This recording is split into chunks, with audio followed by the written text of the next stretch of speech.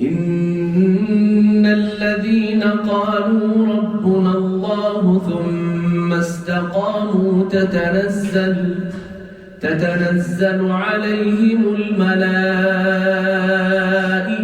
ألا تخافوا ولا تحزنوا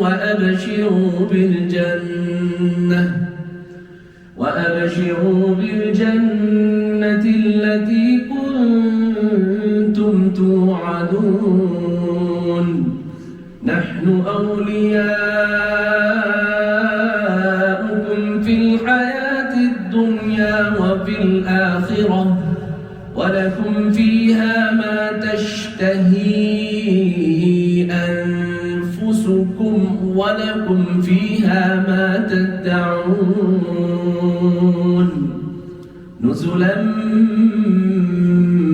من غفور رحيم.